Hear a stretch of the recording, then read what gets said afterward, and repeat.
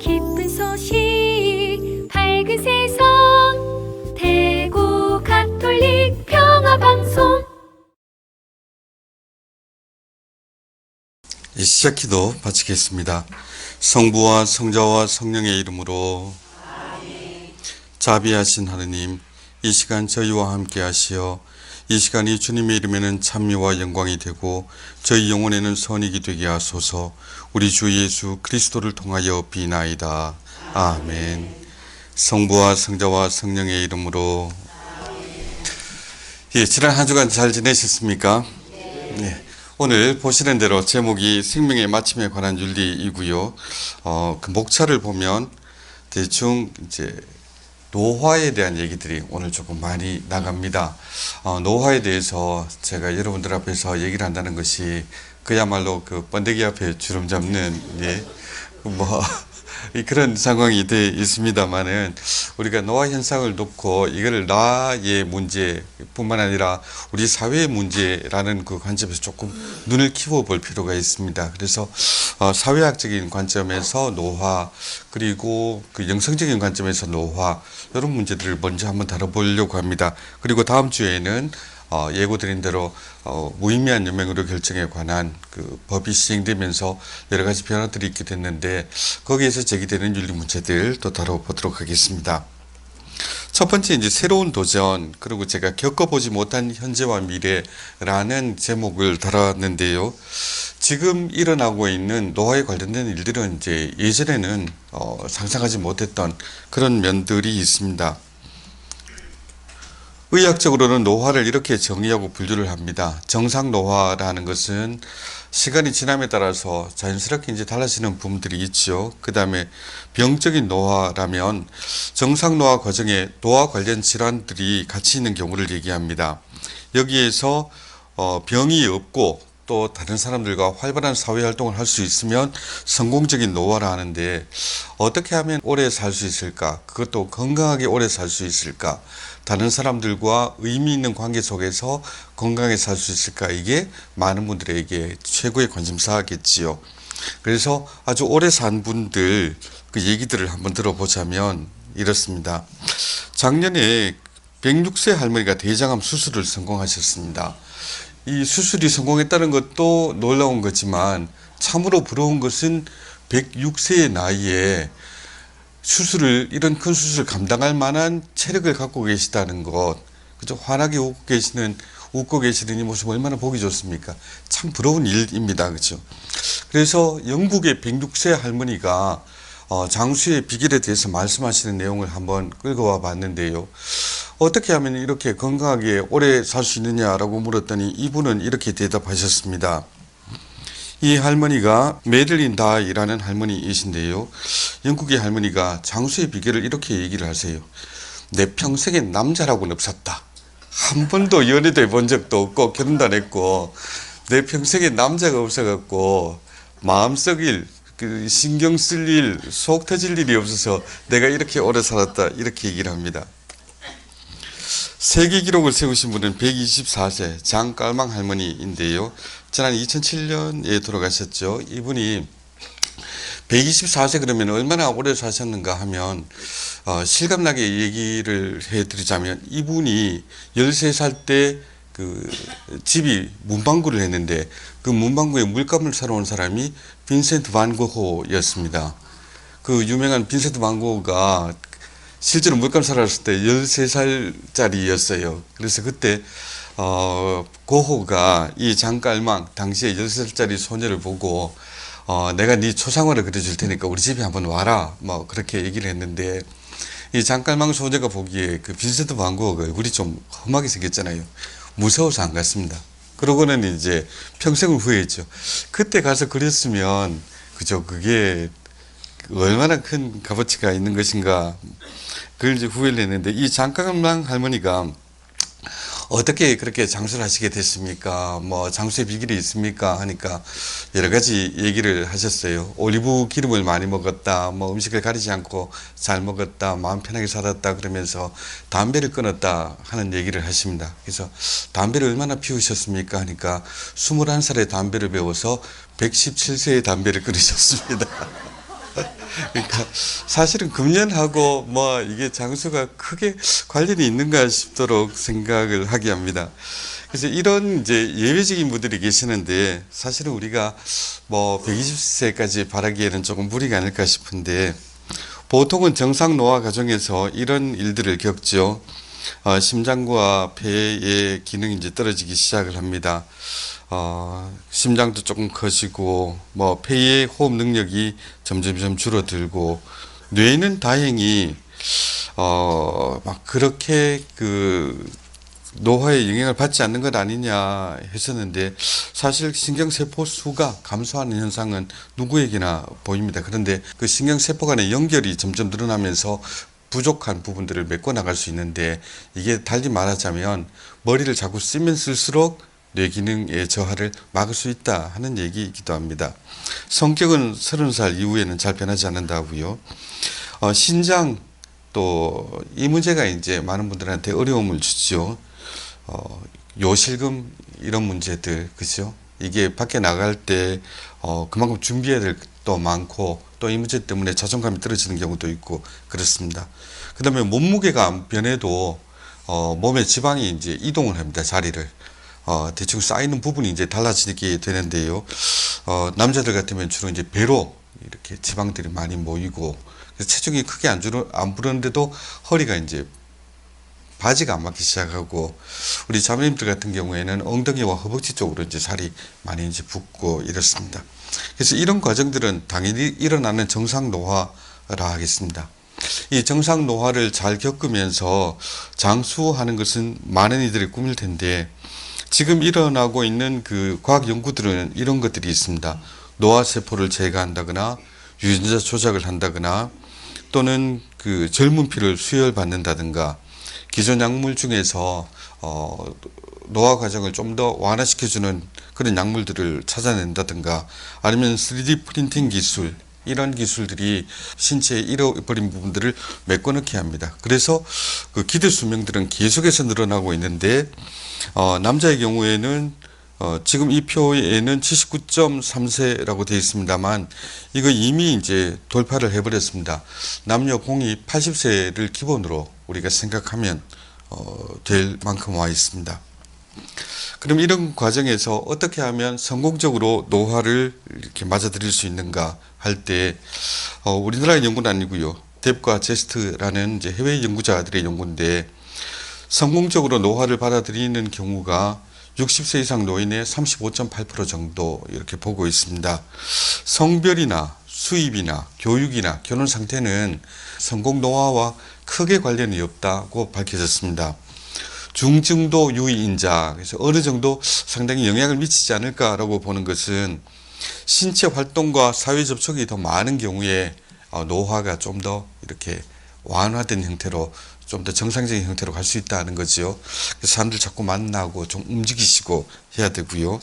그 다음에 자기 건강 평가가 좋은 경우 이것도 중요한 대목인데 내가 늘 아이고 그러고 이제 골골하고 막 아프다 나는 왜 이러시노 이러고 있으면 자기 건강 자체가 더 악화된다 하는 얘기입니다. 그러니까 조금 힘든 게 있어도 자꾸 나는 할 수 있다. 뭐 오늘 기분 좋게 살자. 뭐 이렇게 가시는 게 맞다는 거고요.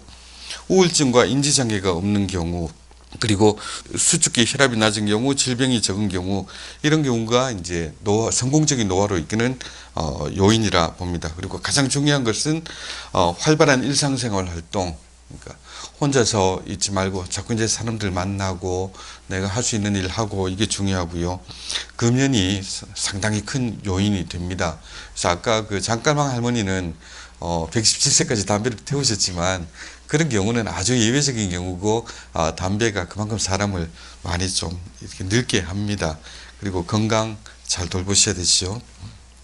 근데 이렇게 장수를 하게 되니까 사회적인 면에서는 이제 다른 얘기들이 나오기 시작합니다. 뭔가 하면 고령화 사회, 고령 사회, 초고령 사회 이렇게 사회의 모습이 변화되어 가면서 우리가 이 변화를 감당할 수 있을까 이런 얘기들이 이제 주로 나오죠. 고령화 사회는 고령 인구가 7% 이상, 그 다음에 고령 사회는 14% 이상, 초고령 사회는 20% 이상을 얘기를 하는데요. 우리 한국은 이미 고령 사회에 진입을 했습니다. 그 다음에 초고령 사회까지 가는데도 시간이 그렇게 많지 않습니다.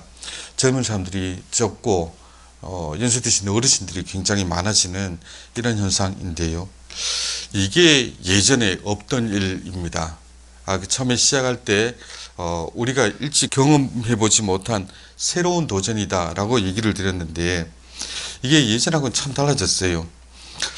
예전에는 이제 60년을 이제 평생으로 보면 처음에 20년 동안 사람이 자라고 그 다음에 한 20년 동안 나이 마흔까지 농사일을 하고 그 다음에 마흔이 넘어가면 이제 그동안 쌓았던 경험들을 후세대에게 내려주는 일, 이것이 자연스러운 생애의 주기였습니다. 이러니까 인간의 자연적인 노동력과 세대 간의 역할 분담의 균형이 이루어지게 되는데요. 예컨대 성장기까지 교육을 누가 감당을 했나 하면 우리나라 같은 경우에는 전통적으로 할아버지 할머니들이 애들을 돌보는 게 많았지요. 그러니까 엄마 아빠는 일하러 밖에 나가 있고 그럼 애한테 예의를 가르치고 뭐 이런 것들은 할아버지 할머니들의 역할이 컸습니다. 근데 이런 교육을 격대 교육이라는데요. 한 대를 건너뛰고 이제 할아버지 할머니들이 손자 손녀들을 돌보는. 근데 이 격대 교육의 장점이 뭐가 있나 하면 부모가 직접 애들을 딱 데리고 있으면 그 집착을 이겨내기가 굉장히 힘듭니다. 그죠? 그 부모들은 자식에 대해서 내 새끼, 내 자녀에 대한 집착이 굉장히 강합니다. 그런데 그 할아버지 할머니들은 거기로부터 조금 떨어져 있을 수가 있죠. 그러니까 과한 욕심을 덜 부리게 되는 겁니다. 그러니까 내 아들, 내 딸이라 그러면 그렇잖아요. 애들 태어나서 어릴 때 동네에서 신동 소리 한번 안 들어본 애들이 없고, 그죠? 천재 소리 안 들어본 애들이 없습니다. 애가 뭐 그거 안 가르쳐 줬는데 기역자라도 이렇게 떴다 그러면 얘가 천재인가 신동인가 영재교육 시켜야 되나 막 부모들은 그런데 할아버지 할머니쯤 되면 이제 좀 객관적으로 볼 수 있거든요. 뭐 그때 되면 다 그렇고 조금 말이 빠를 수도 있고 또 늦을 수도 있고 너무 급하게 하지 마라 이렇게 좀 띄울 수 있습니다. 그래서 이 격대 교육이 굉장히 좋은 점들이 많았는데 오늘날 이제 이런 것들이 좀 바뀌어가고 있습니다. 부모 세대가 전수기 그러니까 어르신들도 모셔야 되고 젊은 세대도 부양해야 되고 이런 그 이중의 압박감을 사실은 좀 갖고 있기 때문에 그걸 갖다 드러내는 게 어르신들과는 거리를 좀 두고 그다음 자기 자녀한테만 너무 집착하게 되는 경우들 이렇게 많죠. 그래서 보면 그 자기 자식한테 뭐라 하면 정말 젊은 부모님들 발끈합니다. 그죠? 그 애가 너무 버릇없고 이래갖고 뭐 한마디 하려고 그러면 좀 발끈하면서 막 대들고 그러다가 나중에는 지가 감당을 못 해갖고 우리 애가 왜 이렇게 됐냐 그러고 와서 울고 뭐 그런 경우들 들어보지 않습니까? 이렇게 이제 양적인 균형이 무너지고 나니까 전통적인 교육도 이제 바뀌게 되고 또 이제 먹고 사는 문제도 또 새롭게 대두가 되고 그렇습니다. 그러다 보니 이제 요즘 노령화에 대해서 우리나라에서 얘기되는 것들이 주로 어떤 것들이 있는가 하면 개인적인 면에서는 어떻게 하면 성공적인 노화를 이룰 수 있는가, 어떻게 하면 그 노화에 따른 우울감을 해소할 수 있는가, 아니면 나이가 들어서도 내가 소일거리하고 뭐 용돈이라도 벌 수 있는 뭐 손주 과자값이라도 벌 수 있는 방법은 또 뭐 있는가, 이런 얘기들이 이제 주로 나오죠. 그리고 사회적으로는 의료 자원의 적절한 분배, 요거를 얘기를 많이들 합니다. 아무래도 어르신들이 이제 병원에 많이 가셔야 되니까 의료보험 재정은 한정되어 있는데 이거 어떻게 할 거냐 이런 얘기들을요. 그 다음에 노후의 경제적 안정 어떻게 할 거냐 이제 연금 문제 앞으로 점점 크게 다가오겠죠. 그 다음에 일할 젊은 사람들이 점점 줄어가니까 어떻게 하면 이 생산할 수 있는 젊은 사람들을 확보할 것인가 이런 얘기들을 합니다. 그런데 이 얘기들을 쭉 살펴보면 이걸 꿰뚫는 하나의 그 주제 내지는 하나의 핵심어가 딱 떠오를 수가 있는데 뭐가 보이십니까? 다 돈 얘기들하고 관계가 있습니다. 그죠? 이제 돈, 노화 그러면서 우리가 제일 걱정하는 게 돈의 문제, 경제의 문제, 이게 이제 제일 큰 관심사가 되어 있습니다. 그런데 이 문제가 우리뿐만이 아니라 우리보다 조금 더 일찍 그 고령화 사회 이런 문제들을 겪었던 일본에서 어떻게 나타난지를 잠깐 좀 보겠습니다. 일본에서 일어난 일들이 희한하게 한 10년, 20년 지나면 그대로 우리나라에 일어나더라고요. 그래서 일본의 현황을 보면 일본에서 이제 진작부터 호모 헌드레드, 그래서 100세 시대를 맞아서 어떤 문제를 우리가 고민해야 되는가 하는 것을 정리를 했습니다. 첫째는 무전장수. 그죠? 올해는 살게 됐는데 돈이 없다. 어떡할 것이냐. 그 다음에 유병장수. 올해는 사는데 병을 이제 같이 끼고 살아야 되니까 어떻게 대처할까. 그 다음에 무위장수. 할 일이 없다 하는 거죠. 더 이상 내 역할을 갖다가 인정해 주지 않고 나이 들었다고 해서 내가 할 수 있는 일들 또는 내 어떤 위치 이런 것들을 보장해 주지 않는다 하는 것.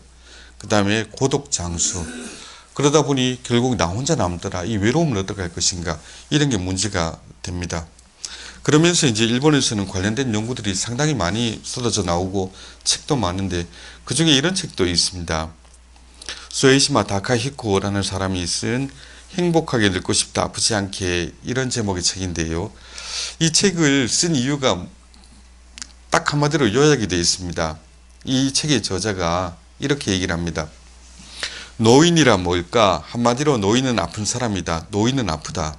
내가 이 책을 쓴 이유는 노인은 몸의 이곳저곳이 아프다는 사실을 젊은 사람들은 이해해주지 않는다는 큰 비밀을 털어놓기 위해서다.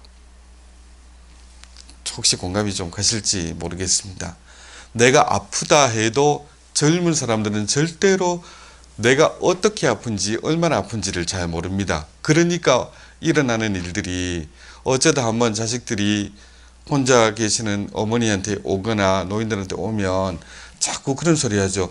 누워만 있지 말고 일어나서 운동도 좀 하고 해야 건강하다. 뭐 계단도 걸어라.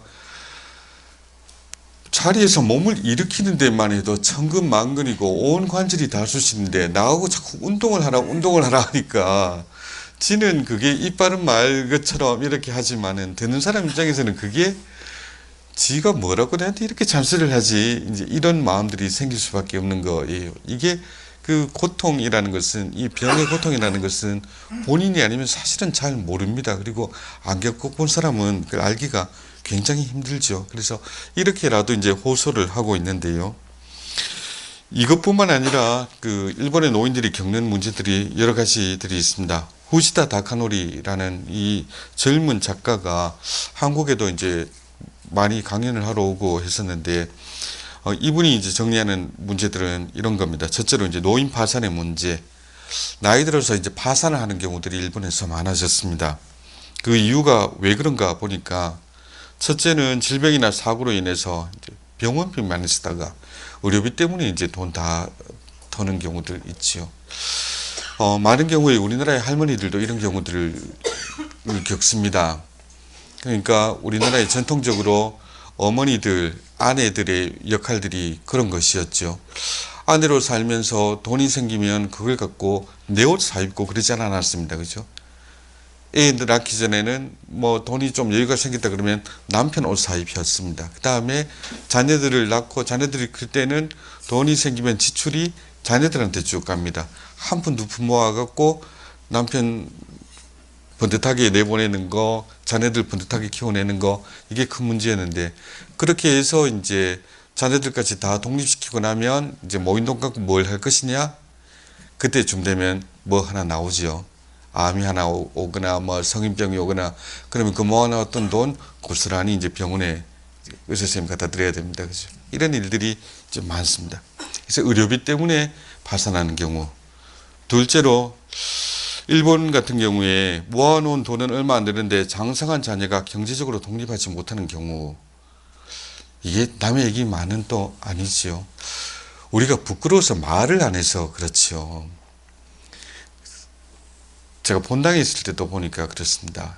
부끄러워서 말을 안 해서 그렇지 집안에 누구 하나 이제 살림 말아먹는 누군가 하나는 꼭 있습니다. 보면 대체로 사업한다고 이제 온 집안 돈 이제 다 빌려가고 그러다가 실패하고 또 주저앉고 이런 경우들 반드시 있습니다. 우리가 부끄러워서 서로 말을 안 해서 그렇지 우리 집만 그런 게 절대로 아니에요. 그런 집이 수없이 많습니다. 그러면서 다들 자식들이 와서 이제 얘기를 하지 않습니까?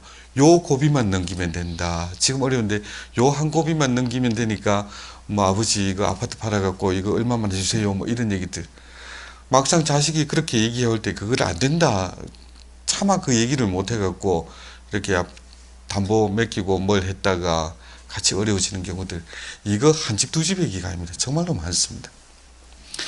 실제로 일본 같은 경우에는 황혼 이혼을 요구하거나 요구당해서 재산 분할이 있는 경우에 파산으로 가는 경우가 있는데 우리나라에는 아직 이런 경우는 그렇게 많지는 않은 것 같아요. 근데 일본은 사실 일본이 굉장히 이제 남존여비 이게 강했습니다. 우리나라하고 일본을 비교하자면 일본이 훨씬 남자 이쪽에 이제 무게를 많이 싣는 그런 분위기였습니다. 예컨대 우리나라의 부부간에도요, 예전에는 말을 함부로 하지 않았습니다. 우리가 19세기에 춘향전이나 뭐 심청전이나 이런 것들 옛날 판본들이 있지 않습니까? 그걸 보면 심청전 같은 경우만 해도 그 신봉사가 뺑덕어멈한테 이제 얘기를 할 때 해라체를 쓰지 않습니다. 당신 뭐 해라, 뭐 물 갖고 와라 이러지 않습니다. 다 하우체를 씁니다. 물 좀 주오. 자네 이걸 좀 하시기에 이렇게 얘기를 합니다. 그런데 우리가 일제시대를 겪으면서 남자는 이제 대접받고 여자는 저 밑에 가는 이런 게 우리한테 이제 와버렸죠. 그래서 부부라는 글자만 해도 지압이 붙지 않으면 보면 하늘 천자 위에다가 점이 하나 붙은 거, 그죠? 하늘 위에 있는 그런 자리라면 지엄이 붙자는 어떻습니까? 계집녀 옆에 빗자루 들고 있는 형국이거든요. 그러니까 계집종이 빗자루를 들고 마당 쓰는 거 이걸 갖다가 형성한 게 부부입니다. 이거 원래 우리말에 없던 말입니다. 일제시대 거치면서 일본에서 수입된 겁니다. 그래서 일본 같은 경우에는 80년대까지 그 부부 간에 겸상을 하지 않았습니다.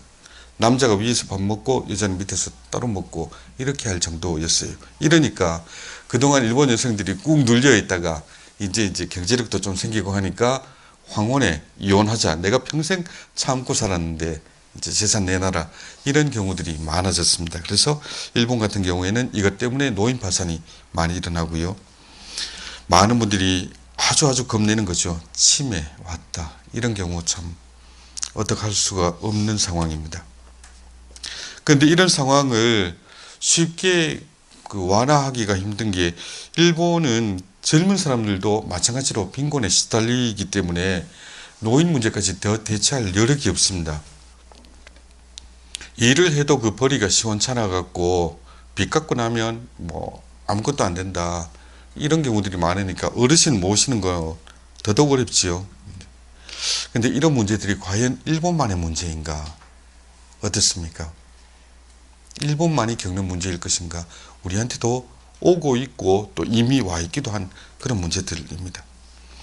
이러다 보니 이제 일본의 어른들, 이제 노인들 중에 혼자 남은 경우들이 노인들만의 숙소를 찾아가는 경우들이 있는데 거기서 참 비극적인 사건이 벌어지기도 합니다. 작년 1월 31일에 홋카이도 삿포로시에 있는 소셜하임이라는 그 시설이 있습니다. 이 시설에서 불이 났는데 총 입주자 16명 중에서 11명이 사망을 했습니다. 3명이 이제 부상을 당하는 것으로 죽음까지는 안 갔지요. 근데 이분들이 어떤 분인가 하면 자식들 다 떠나고 있고 홀로 사는 노인들이 이제 갈 데가 없으니까 월 36,000엔 한 36만 원 정도 내면은 잠자리 주고 밥 한 끼 이렇게 해줍니다. 아침밥 해줍니다. 그럼 여기에서 이제 하숙 살듯이 이렇게 사는 분들이었는데 이 16분 중에 13분이 생활보호 대상자였습니다. 그러니까 나라에서 주는 돈으로 근근히 이제 끼니를 때우는 처지라 그 아픈 몸을 이런 데서 이제 쉴 수밖에 없었어요. 그런데 불이 나니까 대피할 만큼 몸이 재빠르지를 못했습니다. 그래서 이렇게 많은 그 사상자가 났는데 이런 시설이 일본 내에서 한 1200곳 이상 있습니다. 평생 동안 이제 일하고 자식을 키우고 내 재산을 읽었는데 그것들을 이제 노후에 파산을 하거나 자식들한테 주고 나니까 내가 내 노후를 대비할 만한 여유가 없었던 것이죠. 그러니까 결국 갈 수 있는 곳이 이런 소셜하임이라고 불리는 이런 시설이었고, 이런 집에서 불이 한번 나고 나니까 뭐 대형 사고를 면치 못했던 겁니다. 그 외에도 이런 문제들 이제 생겨납니다. 첫째, 노노간병 같은 경우에 젊은 세대가 부모 부양을 더 이상 안 하려고 하니까 자기들 먹고 살기도 힘들다 그러면 부모님들이 거기 눈치를 보시지요. 아이고 뭐 지도 힘들어서 그렇겠지, 뭐 지라고 뭐 안 바쁘겠나, 지도 지 자식 키우려면 뭐 힘들겠지 이러면서 이제 양해를 해주시는데, 그러다 보니까 90대 노인 뭐 이런 경우에 간병할 사람이 없어요. 그러니까 90 어머니를 갖다가 70대 아들이 이제 간병하고 이런 경우들이 생기는데, 노인이 노인을 간병하려니 그게 약간 힘든 게 아닙니다. 이러다 보니까 이걸 견디다 못해서 최근에 우리나라에도 생기고 있는 문제죠. 간병살인 같은 게 생깁니다. 엄마 그동안 너무 고생하셨는데 이제 96년을 살았으면 이제는 막 치매로 그중에 20년을 이렇게 누워 계셨고, 그러면 이제 가실 때 안 됐냐 그러고 뭐 비기로 눌러서 살인을 하고 이런 경우들이 하나 둘씩 생겨납니다. 그리고 고독사라는 거, 그죠? 아무도 찾아보질 않으니 혼자서 쓸쓸하게 죽음을 맞는 경우들이 있고요. 특수청소업이라는 업종이 만들어집니다. 가끔 보십니까? 길거리 걷다가 골치 아픈 집 청소해 드립니다. 이런 광고들요. 그래서 고독사하고 혼자 이제 그 죽음을 맞은 그런 집에 일단 그 냄새가 대단하지 않습니까? 구더기들이 막 들끓고, 그러니까 그걸 청소하는 업체들이 이제 나타났습니다. 노후 파산은 이미 말씀드렸고요. 이게 일본의 노후 문제 또는 그 고령 사회의 그 문제점으로 제기되고 있는 것인데, 이게 우리한테 과연 남의 나라 이야기일 것인가, 우리한테 절대로 안 올 것인가? 그렇지 않을 것 같습니다. 이러다 보니 많은 사람들이 노인에 대해서, 노화에 대해서 겁을 많이 냅니다. 아, 이거 어떡하나.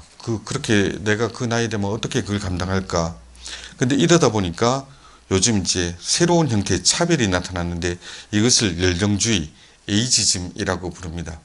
예전에는 이제 성차별, 여자라고 이제 손해를 보는 것, 아니면 인종차별, 뭐 아시안이다, 뭐 아니면 흑인이다 이래서 차별이 있었다면, 지금은 노인이라 해서 이제 기회를 안 주고 차별하는 경우들이 생기는데요. 작년도 2018년도 국가인권위원회에서 노인인권 종합보고서를 썼는데, 여기에 나오는 설문을 좀 눈여겨볼 필요가 있습니다. 노인에 대해서 우리 사회에 부정적인 편견과 인권 침해가 있습니까? 라고 물었더니 막상 어르신들은 35.1%가 3분의 1 정도가 그런 게 있다라고 응답을 하셨는데, 청년들은 80.9%가 있다라고 얘기를 합니다. 당하는 어르신들은 3분의 1이 그런 게 있다. 그런데 아직 노화를 겪어도 못 해보니 청년들은 그 차별이 있다라고 이제 80%가 응답을 하는 거죠. 그리고 노인에 대한 학대나 방임이 우리 사회의 문제다. 정말 그런가라고 물었더니 노인들은 10%가 그렇다라고 대답을 했고, 청년들은 85.2%가 그렇다라고 대답합니다. 그러니까 어르신들보다 청년들이 노인들의 처지에 대해서 더 심각하게 생각한다는 것인데, 이게 반드시 좋은 의미만은 아닙니다. 뭔가 하면 젊은 사람들이 갖고 있는 노화에 대한 공포증이 그만큼 크다는 겁니다. 노화라는 것이 아주 두려운 것이고 피해야 될 것이고, 내가 그 나이가 되면 큰일 나는 듯이 청년들이 인식을 하기 시작한다는 거죠. 근데 겁을 내면 어떻습니까? 겁을 내면 가까이 가려고 하질 않지요. 겁이 나면 그 가까이 안 가려고 합니다. 그죠? 그러니까 젊은 사람들이 노인들 가까이 오려고 하질 않습니다. 그게 젊은 사람들이 갖고 있는 노화에 대한 공포증이 너무 심해서 그렇다는 얘기입니다. 막상 겪어보면 나이가 들어도 충분히 의미가 있고 기쁘고 재밌게 살 수 있는 수없는 방법들이 있는데, 젊은 사람들 눈에는 그건 안 보이고, 늙으면 이게 힘들겠지, 이것만 눈에 들어오는 거예요. 그러니까 너무 겁을 낸 나머지 노인들 가까이 오려고 하지는 않습니다. 그러면서 죽음 이런 문제도 자꾸 자기들 세계로부터 빼내버리려고 하죠. 일본에서 장례 풍속이 바뀌었는데요. 우리나라 장례식장에 저 꽃 꽂아놓고 하는 거 저거 사실 일본에서 들어온 겁니다. 우리 전통 그 상례에서는 저런 식으로 영정단을 만들지는 않았죠. 마을에서 꽃상녀 같이 들고 나가기는 해도 저런 식으로 안 했는데 우리가 역시 일제시대 겪어가면서 이제 저런 것들을 갖고 왔습니다. 근데 이게 일본에서 돈이 많이 드는 일이었어요. 전통 장례식을 하려면 한 200에서 250만 원, 우리 돈으로 2,500에서 3,300만 원 정도 드는데 전통적으로 일본에서는 장례를 보통 스님한테 이제 부탁을 합니다. 그럼 스님들이 오는데 스님 옷을 보면 그 집안의 그 위세를 알아요. 스님들이 오시는데 그 스님한테 돈을 많이 줄 수 있는 집 같으면 스님이 옷을 3겹을 황금색으로 번쩍번쩍하게 입고 옵니다. 돈을 좀 적게 주면은 옷을 2겹으로 제일 위에 밑을 안 입고 이래 오시고, 그 돈을 너무 적게 주면은 그냥 평상복 뭐 편안하게 이렇게 입고 오시고 이렇습니다. 그래서 이게 장례식의 과시 이런 것들이 좀 있었어요. 그런데 이런 게 변화합니다. 그 변한 형태 중에 하나가 직접장이라는 건데, 이게 뭔가 하면 아들이 이제 대학 간다고 고향을 떠나갖고 도쿄로 갔습니다. 도쿄에서 공부를 하고 직장을 얻어갖고 회사 생활을 하고 있는데 어느 날 전화가 가겠지요. 지금 뭐 고향 가나자와 현에 있는 아버지가 돌아가셨습니다. 여기 병원인데 아버지 돌아가셨습니다. 그러면 도쿄에서 직접장 회사에 전화를 겁니다. 우리 아버지가 가나자와 현의 무슨 병원에 지금 돌아가셨는데 직접장 부탁합니다. 그러면은 회사에서 나가고 시신을 수습해갖고 화장을 하고 난 다음에 예식 같은 거 아무것도 안 합니다. 그냥 화장터 보내갖고 이제 화장을 하고 난 다음에 그 유골을 갖다가 요렇게 보내줍니다. 택배로 배달을 해줍니다. 그럼 집에서 그 자식들이 그걸 받아갖고 이제 어디, 예전에는 일본 사람들이 전통적으로 화장을 하면 그 유골을 집에 잘 모셨거든요. 집에도 이제 모시려고 안 하고 어디 딴 데 버리고 그렇게 갑니다. 이게 싸니까 이렇게 자꾸 이쪽으로 가고 있는데 2000년대 들어서 도쿄 중심부 같은 경우에는 장례 중에 한 20에서 30%가 직접 장으로 이루어진다 합니다. 이거 우리나라에 오겠습니까? 안 오겠습니까? 제가 강의할 때 여쭤보면 대부분이 한국에서도 이거를 보게 될 것이다 라고 관측들을 하세요. 어떻게 피할 수가 없다 생각을 했습니다. 그럼 내가 이렇게 되고 싶은가로 물으면 사실 우리는 그러고 싶진 않아요. 그죠? 그럼에도 불구하고 이제 사회 분위기가 그렇게 몰아가지 않습니까? 저는 그 상조회사 뭐 이렇게 그 광고하는 거 보면서 참 안타깝게 생각하는 게, 자식들한테 부담을 뭐 주지 말아라 막 이런 식으로 자꾸 세뇌를 하듯이, 그죠? 이 상조회사에 가입해갖고 내 장례를 내가 준비를 해야 자식들한테 부담이 안 간다 이런 얘기를 자꾸 하는데, 저는 그거 볼 때 좀 사실 좀 언짢습니다. 자식이 평생을 다해갖고 자녀를 키웠으면, 부모가 자녀를 그렇게 키웠으면 장례를 하는 게 그게 뭐 그리 참 부담이고 뭐 그리 못할 일인가.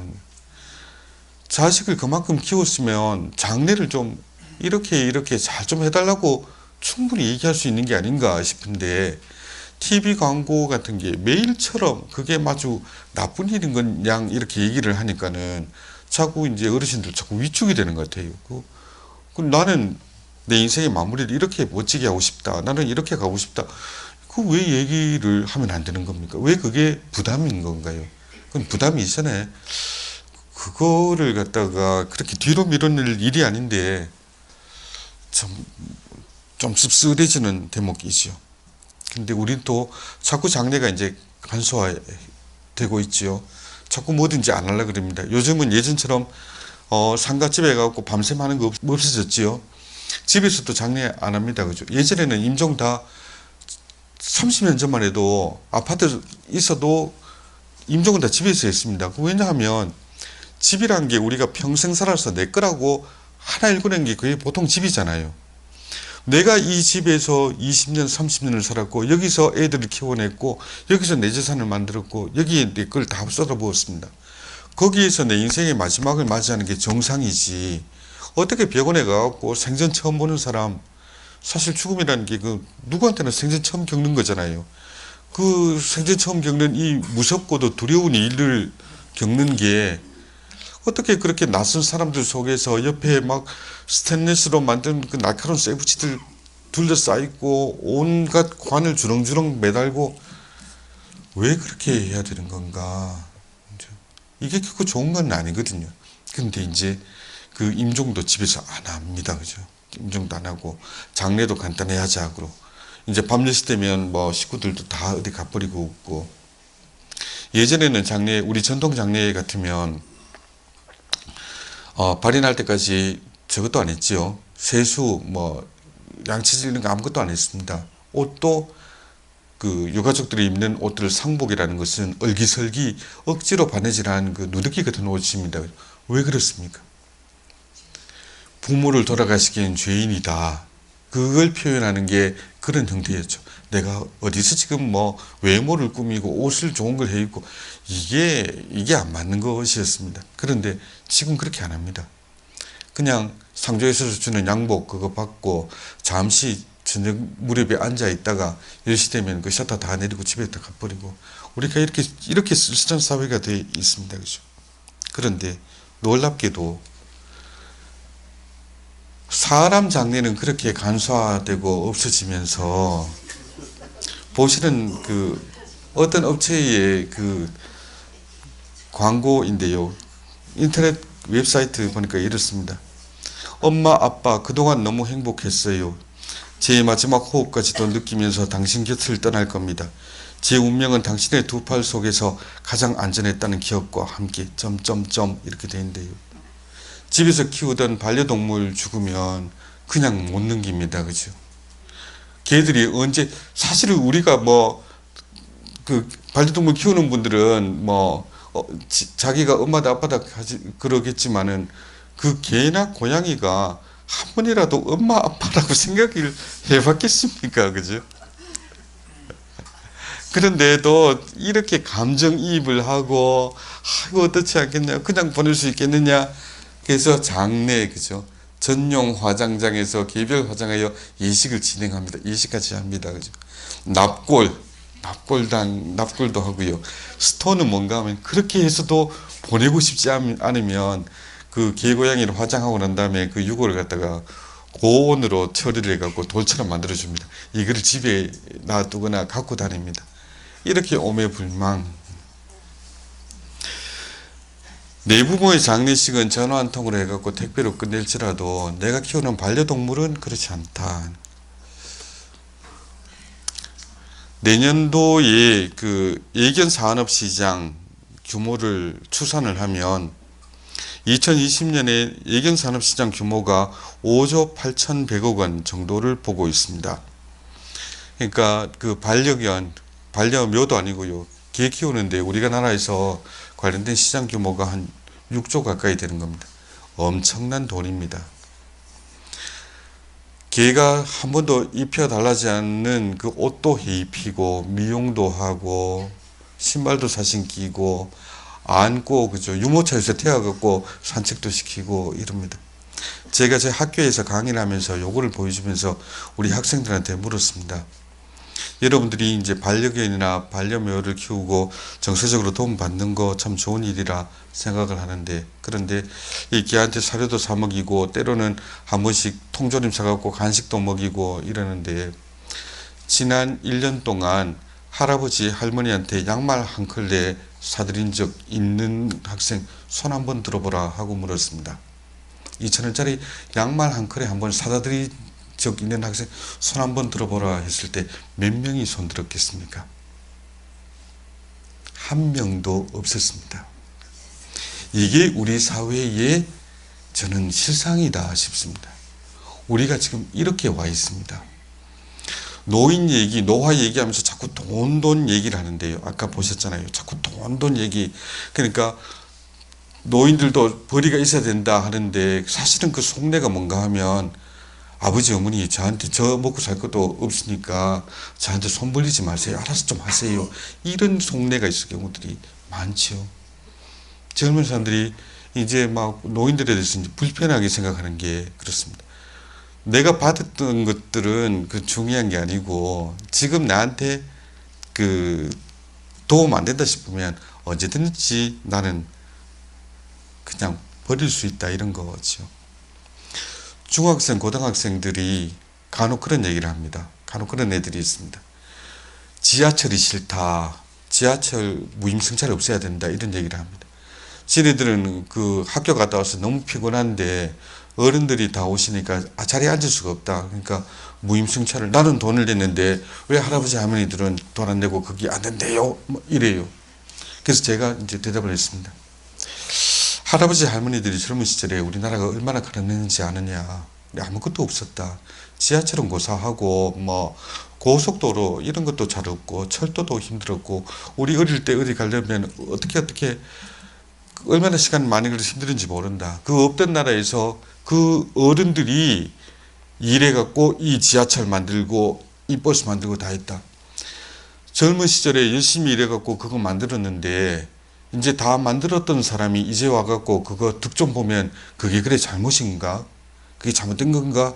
그러니까 이제 얘가 야들이 그건 그렇겠네요. 뭐 이렇게 합니다. 이게 참 어려운 일입니다. 이 중간에 다리를 잘 놔갖고 젊은 사람들한테 노화가 그냥 두려워하고 막 무서워하고 내지는 안 보고 싶은 일이 아니다라는 걸 한편으로 알려줘야 되고 우리 어르신들이 자신감을 잃지 않고 그 다음 세대에 당당하게 내 얘기를 할 수 있는 거 이걸 갖다 다리가 되는 게 굉장히 어려운 일인데 이게 교회가 또 해야 될 일이 아닌가 싶어요.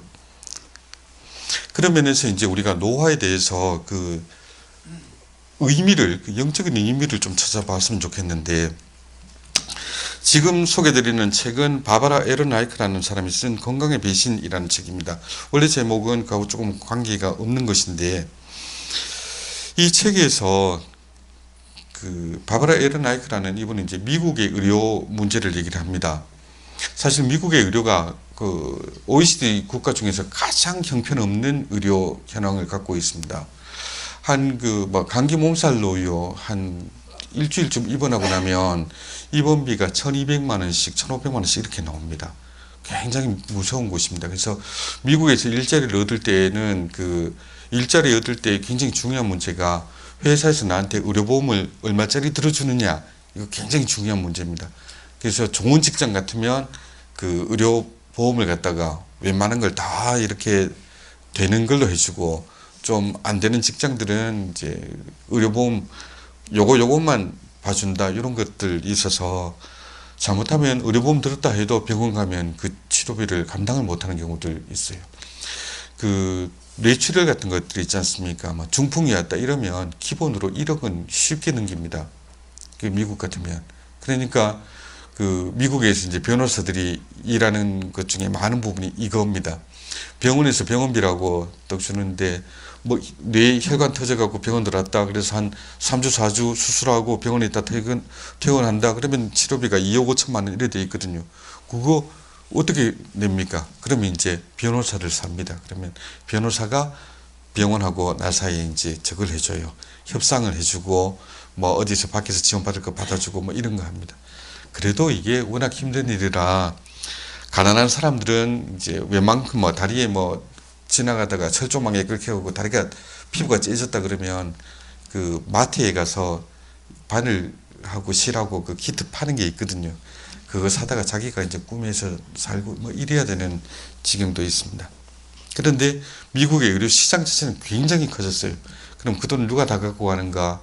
그 의료 수익은 의사들도 그렇게 돈 많이 버는 건 아닙니다. 미국이. 근데 미국의 보험회사들이 이제 돈을 다 이제 갖고 가는 셈인데 그렇게 되니까 이 헬스케어 그 의료 관련한 시장이 미국은 굉장히 커져 있습니다.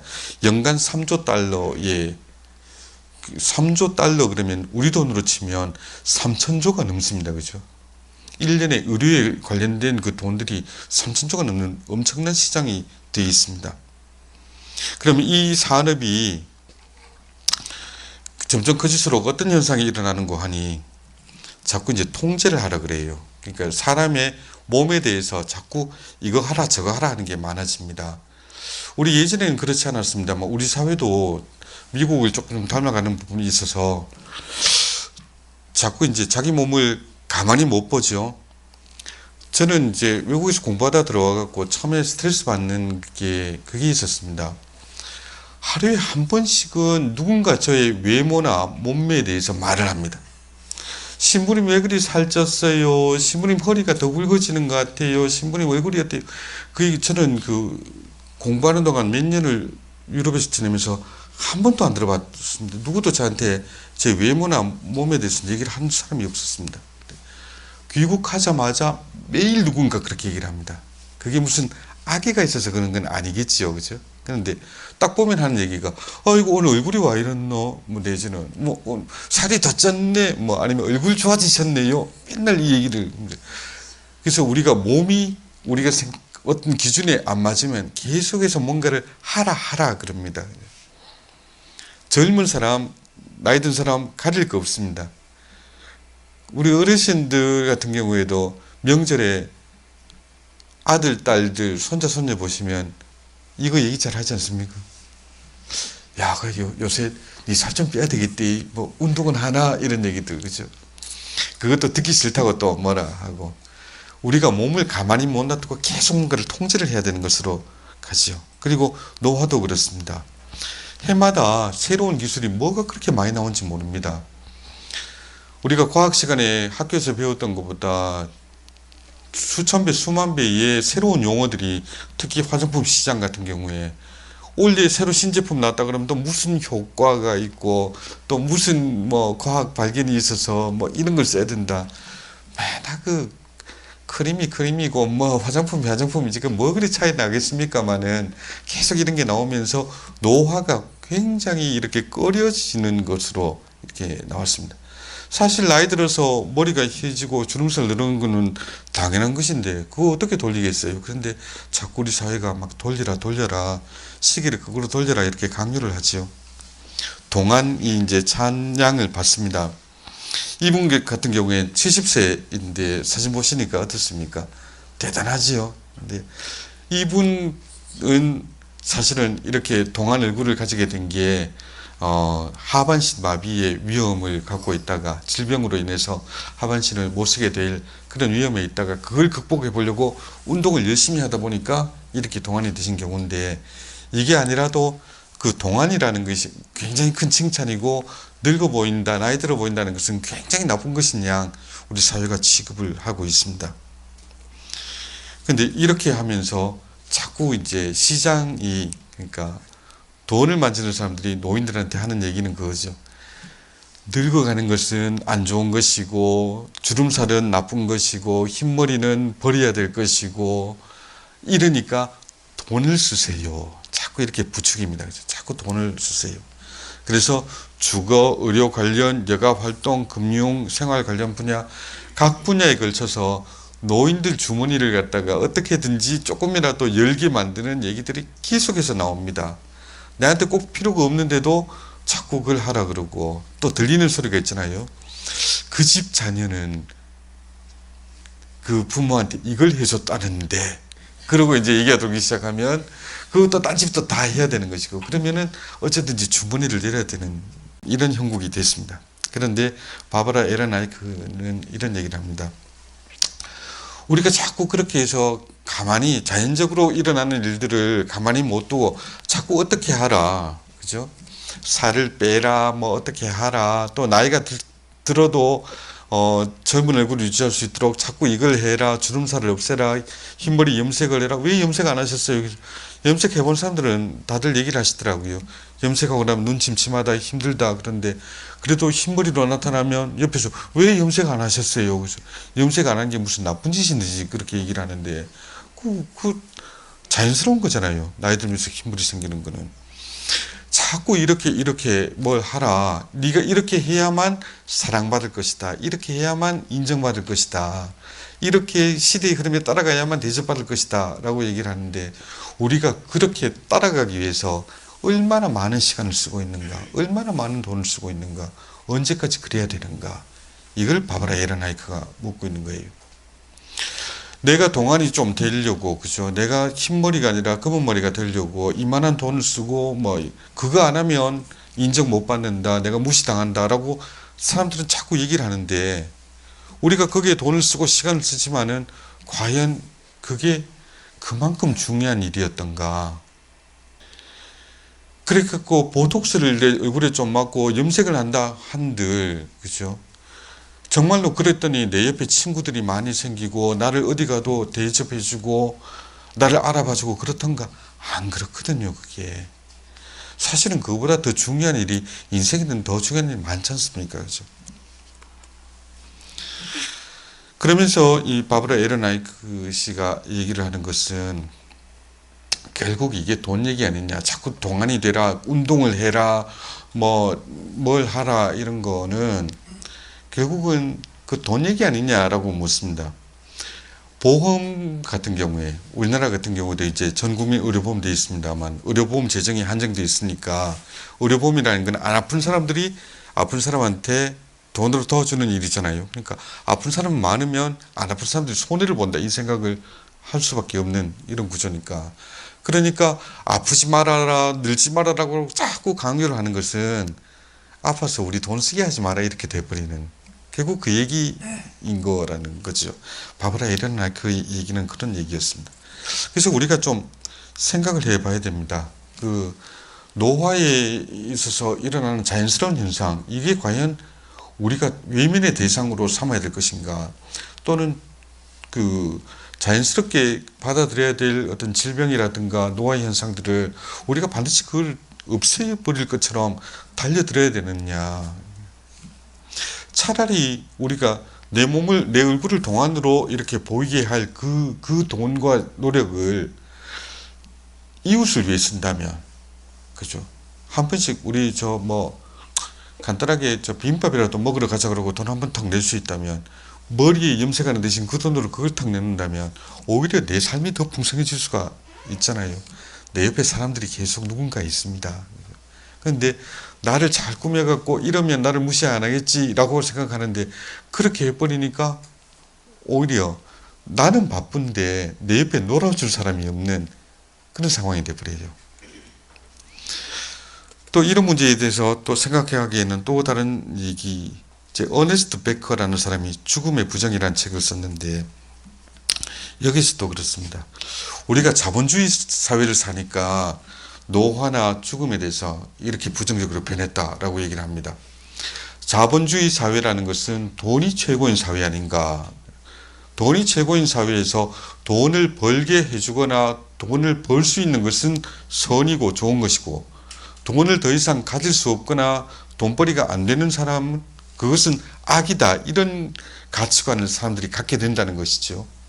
그러다 보니까 우리가 노화라든가 죽음에 대해서 굉장히 부정적으로 보는 것은 결국 이제 돈의 문제, 이것 때문에 그런 거 아닌가라고 이제 묻고 있는 것입니다.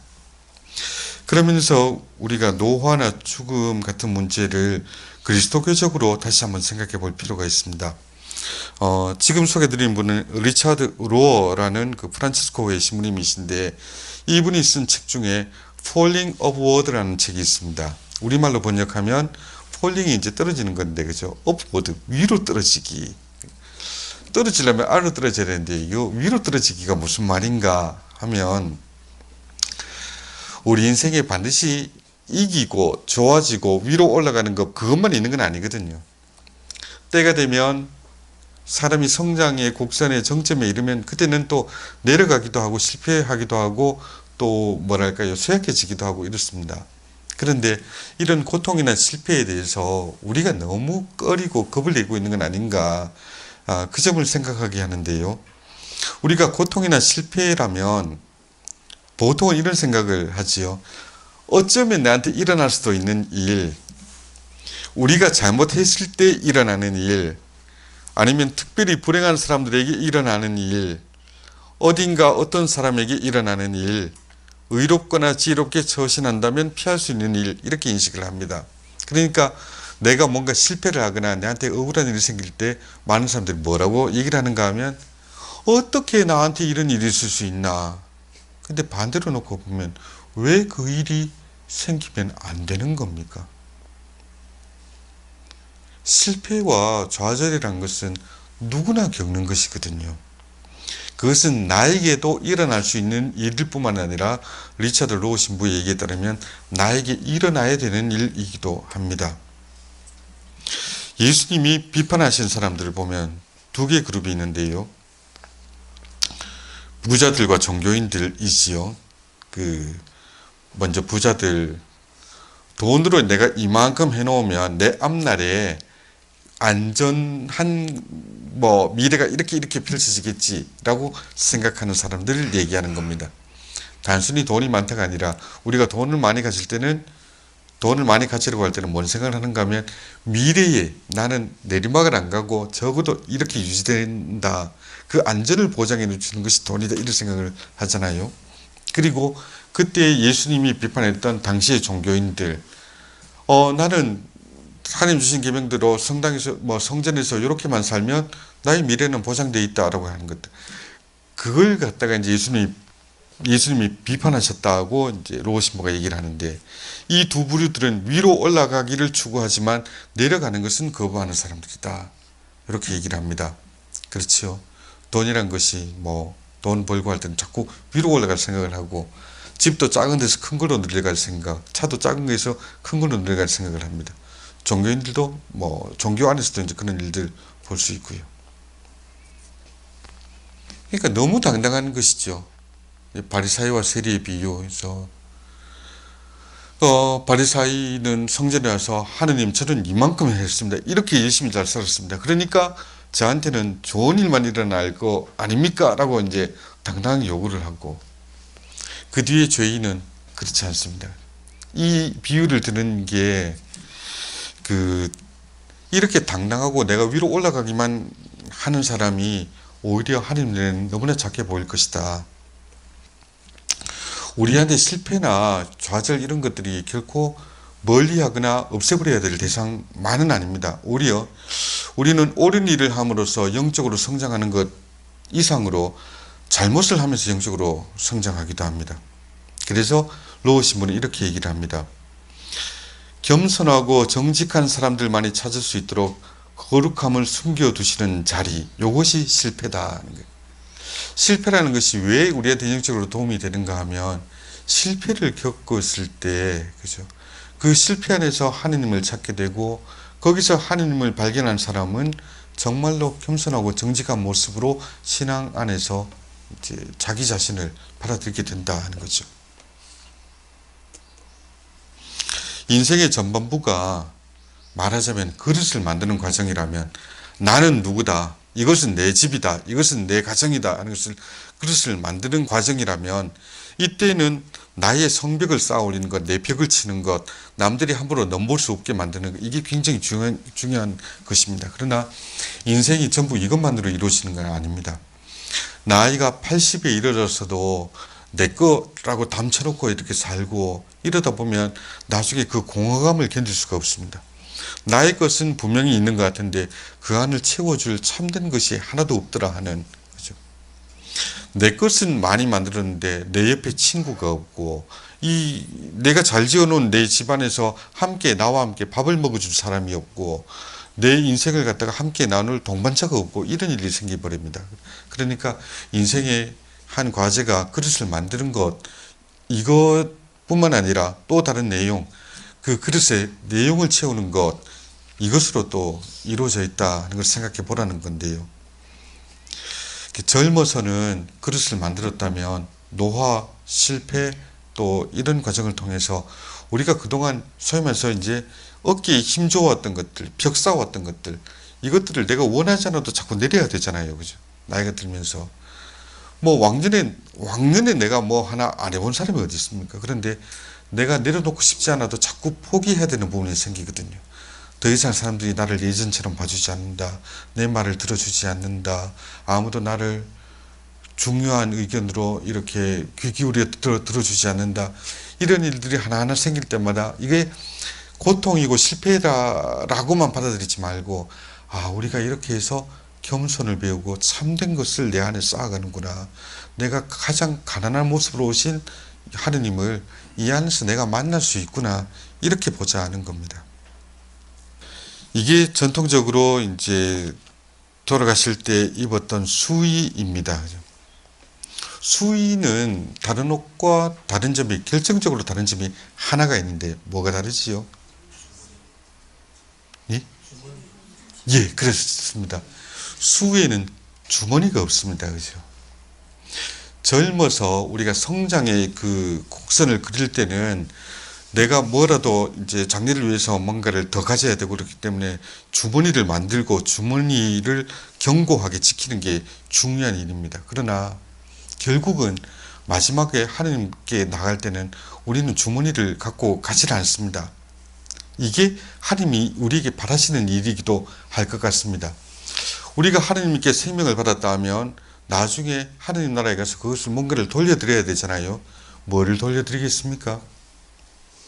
하나님, 제가 저 인생을 살면서 사업체를 하나 읽었는데 돈을 좀 받으시렵니까? 이러고 갖다 드리겠어요? 아니면 제가 이름을 드높였는데 하나님 뭐 제가 이름 한번 들어보실랍니까? 뭐 이러겠습니까? 아니면 제가 그 살고 지상에서 살 때 하나님 제가 방귀 끼나 좀 끼는 힘이 좀 있었는데 제가 하나님 앞에 가고 좀 뭐 아래 사람들 좀 시켜갖고 뭐 갖다 드릴까요? 이럴 수 있겠습니까? 아무것도 안 됩니다. 하나님이 바라시는 최고의 선물은 뭐겠어요? 우리 자신이잖아요. 하나님 저 왔습니다. 하나님이 저를 생명을 줘서 세상에 보내셨는데 제가 일생을 나름대로 완전하지는 못하지만 열심히 살았습니다. 이제 아버지한테 왔습니다. 나 자신을 봉헌하는 것이 가장 큰 봉헌이지요. 그리고 이 노화의 과정은 사실 그걸 이제 알게 해주는 겁니다.